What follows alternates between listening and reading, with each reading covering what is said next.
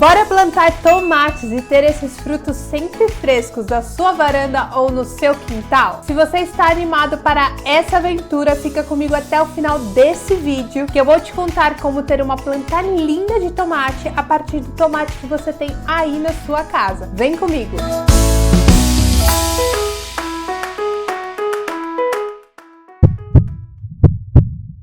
Eu sou a Ju, engenheira agrônoma paisagista, bem-vindos de volta ao nosso canal. Afinal, tomate é letra A, legume, letra B, verdura, letra C, uma fruta ou letra D, um fruto? Muito embora ele seja conhecido por muitas pessoas como legume ou verdura, a resposta correta é a letra D. O tomate é um fruto. Ele é considerado um fruto porque ele é oriundo do desenvolvimento da flor do tomate, ou seja, um fruto nada mais é do que um ovário desenvolvido que produz sementes. O tomate não é considerado uma fruta por não ser doce. Porém, há quem diga que o termo técnico é fruto e fruta é o nome comercial. Enfim, o que podemos afirmar é que o tomate é mais fruto do que muitos pseudofrutos considerados como frutas por aí, como abacaxi, morango e banana. E tão fruto quanto berinjela, pepino e pimentão, que também são frutos, porém são considerados como legumes, né? Bom, essa discussão é antiga, poderíamos ficar aqui muito tempo falando sobre esse tema, mas o foco desse vídeo é contar para vocês como cultivar um fruto desse na nossa casa e também dar muitas dicas para você fugir ou não ter perrengue nenhum no cultivo dessa planta. Quem já assiste aos vídeos do nosso canal sabe que quando vamos falar sobre uma espécie, gostamos sempre de falar e comentar sobre a origem dela. Isso para que a gente saiba do que ela gosta e a gente consiga simular esse cenário na nossa casa, correto? Nesse vídeo não vai ser diferente, então vamos de mais um quiz. O tomate é originário, letra A, da África, letra B, da Europa, letra C, da América do Sul ou letra D, do leste asiático?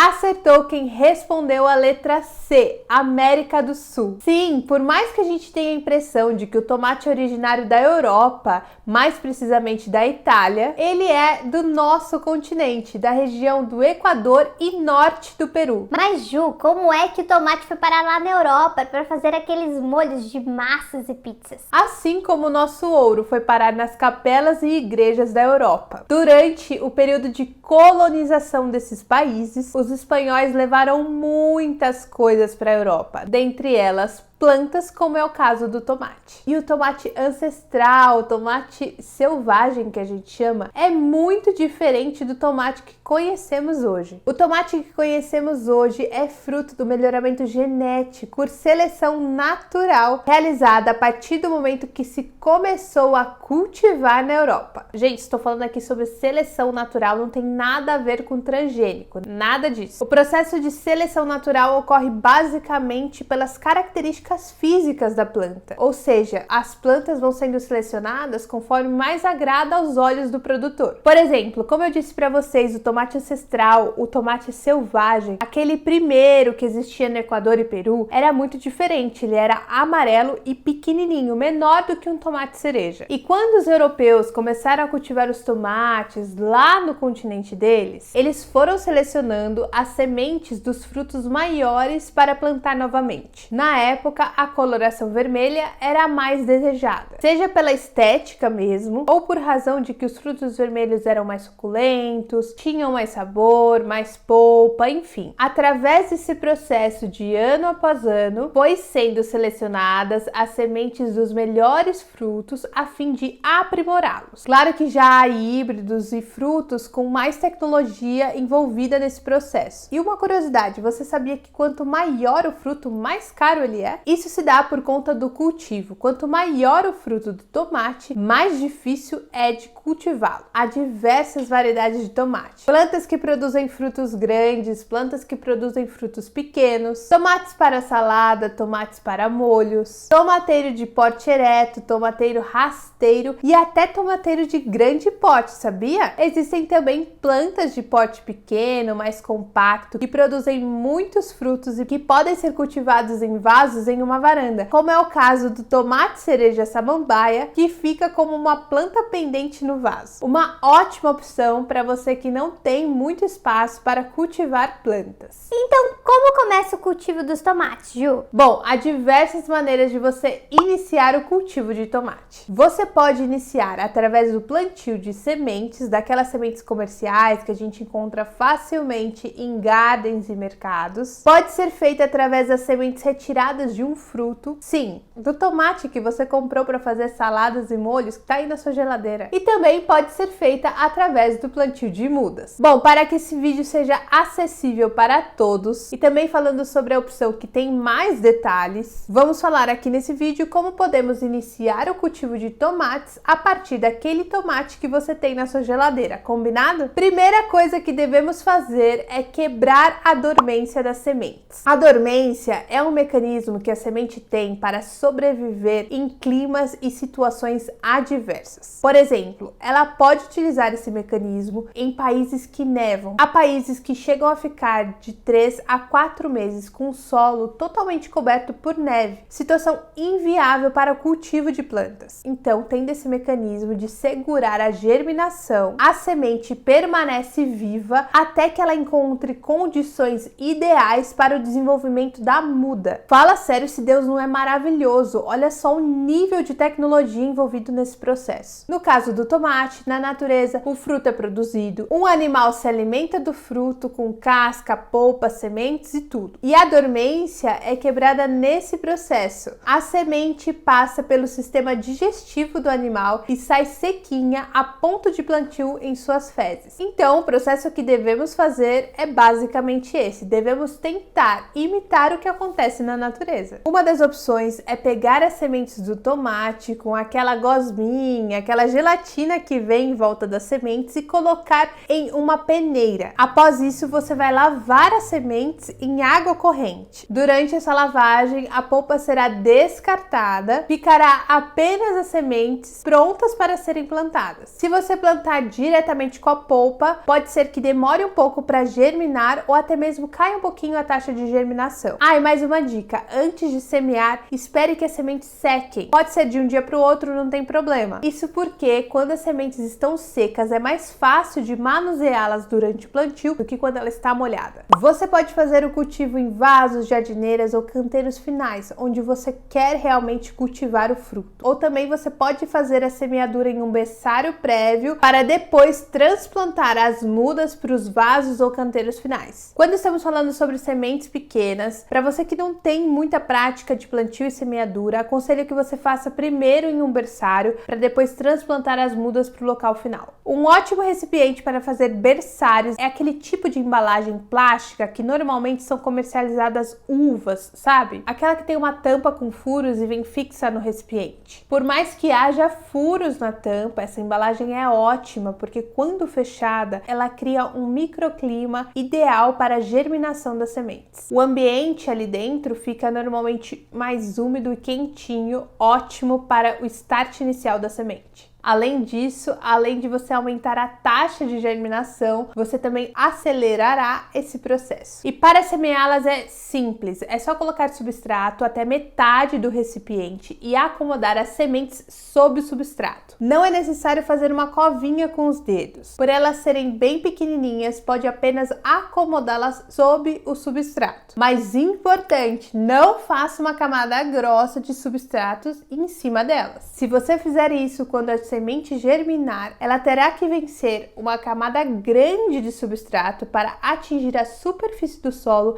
e então começar a fazer fotossíntese. Pode ser que muitas sementes não vinguem justamente por conta disso. Até elas atingirem a superfície do substrato, começarem a fazer fotossíntese e sobreviver a partir desse processo, as sementes germinadas que ainda estão abaixo do solo, sem sol, retiram os nutrientes, a energia para sobreviver da reserva de nutrientes da semente. Então, quanto menor a semente, menos reserva de nutrientes ela tem e, consequentemente, por menos tempo ela conseguirá sustentar uma planta, uma mudinha abaixo do solo. Então, quando você for cobrir a semente de tomate que você acomodou na superfície do solo, ao invés de fazer uma grande camada, polvilhe o substrato acima da semente, assim como a gente faz com o sal quando vamos temperar uma comida. Normalmente pegamos o sal com as pontas dos dedos e é exatamente assim que você fará para cobrir as suas sementes com substrato, combinado? E antes de fechar a tampa, regue as sementes que você acabou de semear. Considerando que são sementes pequenas, recém-plantadas, que ainda não estão aderidas ao solo, faça essa primeira irrigação com um borrifador de água. Com o borrifador, a água chegará delicadamente ao solo, molhando o substrato, porém sem lavar e mover as camadas que acabamos de fazer. E como eu falei para vocês, nós acabamos de montar um berçário de sementes. O nome berçário já nos ajuda a entender como devemos tratar as sementes. Devemos tratá-las como bebês. São mais delicadas e sensíveis nesse momento. Por esse motivo, assim como os bebês, não devemos expor essas sementes ao sol forte. Deixe seu berçário em um local muito iluminado, que receba muita claridade, porém sem sol direto. A luminosidade já será suficiente para que ela germine, porém sem desidratar e até mesmo queimar as novas folhinhas. Você vai manter esse berçário nessas condições até que as mudas atinjam de 10 a 15 centímetros de altura. O transplantio é simples. Podemos seguir o passo a passo padrão que sempre comentamos nos vídeos aqui no nosso canal. Sempre lembrando em ter furos embaixo do vaso, fazer a camada de drenagem, escolher um substrato bem airado para que a água consiga circular, escorrer entre ele com facilidade, que o substrato possua uma boa quantidade de matéria orgânica inicial para que tenha nutrientes suficientes para a pega da muda e desenvolvimento das raízes até a primeira adubação. No momento de transplantio das mudas, tome cuidado com as raízes dela. Elas ainda estarão muito pequenas, muito sensíveis, finas, então tente retirar o torrão inteiro sem ficar manuseando muito as raízes, preservando ao máximo o posicionamento delas no substrato, evitando que elas quebrem e que a muda sinta muito esse processo, demorando a enraizar e atrasando o desenvolvimento da planta e da produção de frutos. Semeie o tomate em épocas mais frescas do ano para evitar a propagação de fungos. Por mais que o tomate goste de sol, ele não gosta de calor. Então, quanto mais calor, mais desconfortável ele ficará e mais problemas no cultivo você terá. Outra dica importante para o tomate é tutorá-lo. Devemos fazer isso já no momento do plantio, no transplantio das mudas. Pode ser cabo de vassoura, cabo de bambu, arame, enfim, alguma estrutura que dê para você firmar a sua planta durante o cultivo. Isso é importante porque conforme a planta vai produzindo os tomates, os frutos, os cachos vão pesando e dependendo do volume e peso, a planta pode quebrar, envergar ou até mesmo se movimentar dentro do vaso, prejudicando o seu desenvolvimento. Com o seu caule principal, com sua haste principal firmada, ela se desenvolverá tranquilamente, sem grandes riscos. Não exagere muito nas regas, o tomateiro não aceita encharcamento das raízes. Caso a gente exagere nas regas, as consequências poderão ser desde as mais leves, como ter frutos aguados, com pouco sabor característico, até consequências mais graves, como frutos rachados. Cenário nada ideal para quem quer consumi-los, né? Além de evitar